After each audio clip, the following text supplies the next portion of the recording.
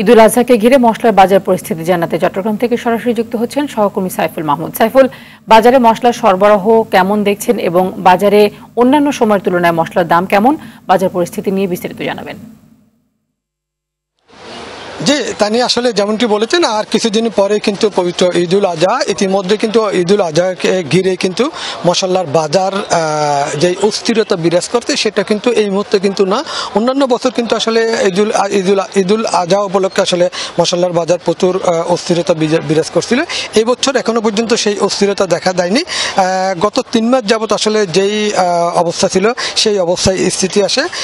জিরা বিক্রি হচ্ছে 600 থেকে 700 টাকার মধ্যে, এলাচ বিক্রি হচ্ছে 4500 টাকা থেকে 5000 টাকার মধ্যে, লবঙ্গ বিক্রি হচ্ছে 900 টাকায়, গোলমরিচ বিক্রি হচ্ছে 900 টাকায় এবং দারচিনি বিক্রি হচ্ছে 600 টাকার মধ্যে।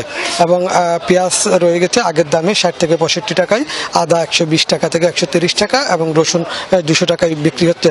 আমরা আসলে কথা বলেছিলাম খাতুনগঞ্জের যারা বড় বড় পাইকার ব্যবসায়ী এসে তাদের সাথে, তারা জানালো আসলে এখনো পর্যন্ত আসলে পর্যাপ্ত পরিমাণে ঈদুল আজহার যেই মশলা সেগুলি কিন্তু মজুত রয়েছে, তবে বাজারে প্রভাব পড়বে না বলে তারা মনে করেন। তবে যদি ভারত পাকিস্তানের যুদ্ধ দীর্ঘস্থায়ী হয় তাহলে কিন্তু বেশ কিছু পণ্যের উপরে প্রভাব পড়বে, যেগুলো আসলে ভারত থেকে আসে, সেই পণ্যগুলোর উপরে প্রভাব পড়ার সম্ভাবনা রয়েছে।